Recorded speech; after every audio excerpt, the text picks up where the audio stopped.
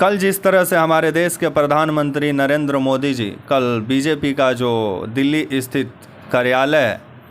उसका एक कार्यक्रम में पहुंचे और वहां पे उनका कहना था कि जब जब भारतीय जनता पार्टी का सरकार आता है तब तब भ्रष्टाचारी परेशान हो जाते हैं। आइए इस पे थोड़ा बात करते हैं, थोड़ा चर्चा करते हैं, क्योंकि भ्रष्टाचारी कितना परेशान होते हैं वो तो दिखाई दे रहा है। क्योंकि एक से एक भ्रष्टाचारी देश छोड़ के दूसरे देश में पनाह लिए हुए हैं और मलाई खा रहे हैं।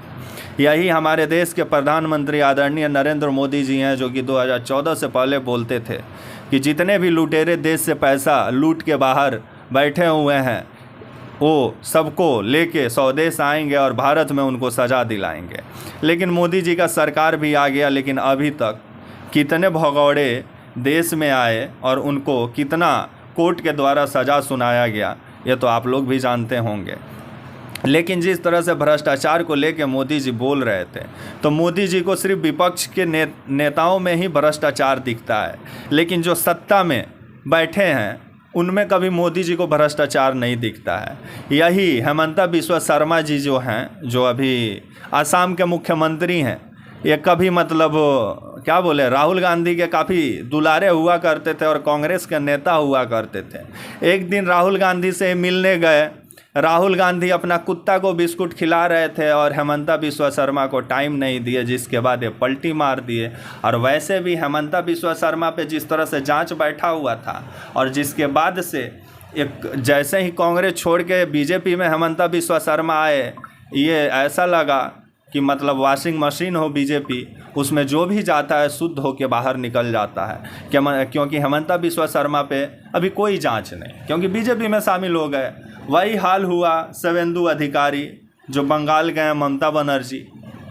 के कभी काफ़ी करीबी हुआ करते थे, लेकिन जिस तरह से इनको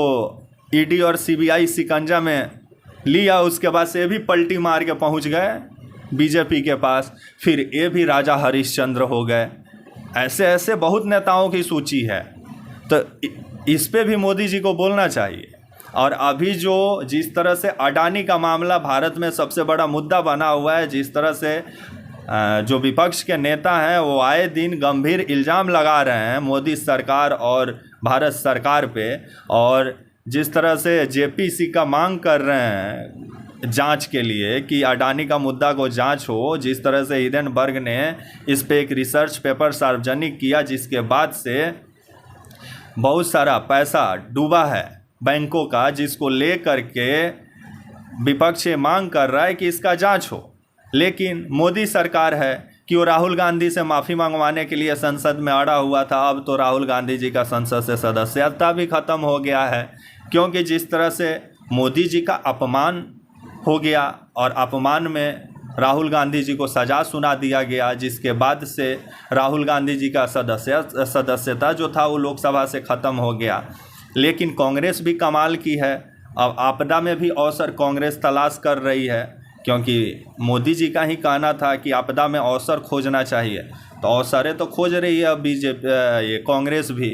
क्योंकि कांग्रेस चाहती तो इस मामले को लेकर के वो कोर्ट में जा सकती थी। लेकिन कांग्रेस भी समझ रही है कि थोड़ा राजनीति किया जाए, तभी जोरदार राजनीति देखने को मिल रहा है संसद भवन में। कोई है कि माफ़ी मंगवाने पे अड़ा हुआ है कि विदेशी धरती पर जाके राहुल गांधी जी अपमान कर दिए, जिसको लेकर के मतलब भारतीय जनता पार्टी जो है वो संसद में अड़ी हुई थी कि माफ़ी मांगे राहुल गांधी, क्योंकि राहुल गांधी जी विदेशी धरती पर जाके बोले थे कि भारत में लोकतंत्र ख़त्म हो गया है। लेकिन मोदी जी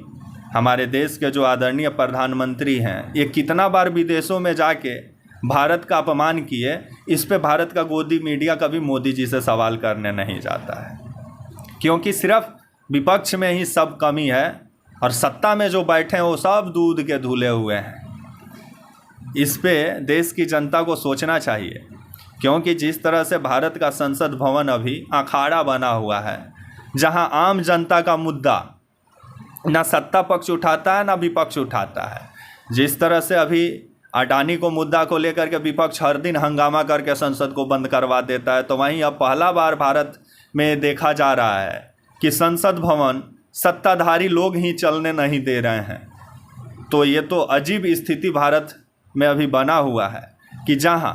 जो नेता देश की जनता का सेवा के लिए संसद भवन में बैठता है, वो नेता अगर हल्ला करने लगे, थपड़ी बजाने लगे, डेस्क थपथपाने लगे और बस किसी पार्टी का गुलाम बन के रह जाए, तो फिर देश की जनता को सोचना चाहिए। आदरणीय मोदी जी हमारे देश में भ्रष्टाचार को ख़त्म करने का बात करते हैं, ये बात अच्छी है, भ्रष्टाचार को ख़त्म करना चाहिए मोदी जी। लेकिन मोदी जी आपसे एक मेरा आग्रह होगा कि ये जितने भगौड़े हैं इनको आप कब स्वदेश ला रहे हैं, और कब आप ये शिवेंदु अधिकारी जो बीजेपी में शामिल हो गए हैं इनके ऊपर कब जांच बैठेगा। और ये जो हेमंता बिस्वा शर्मा जी जो हैं, जो असम के मुख्यमंत्री हैं, इनके ऊपर कब जांच बैठेगा कि सिर्फ विपक्ष के नेताओं पर ही सीबी और ईडीआई का तोता लोग काम करेंगे।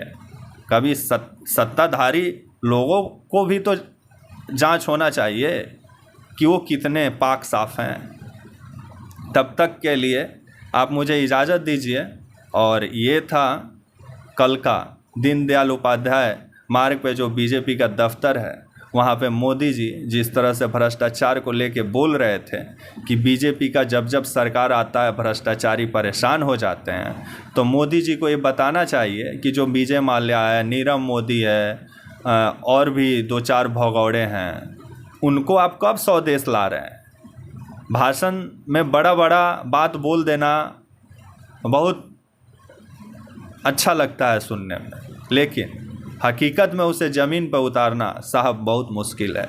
तब तक के लिए आप मुझे इजाज़त दीजिए और आप हमारे channel walk for India news को प्लीज़ लाइक और सब्सक्राइब और शेयर करना ना भूलें। तब तक के लिए नमस्कार।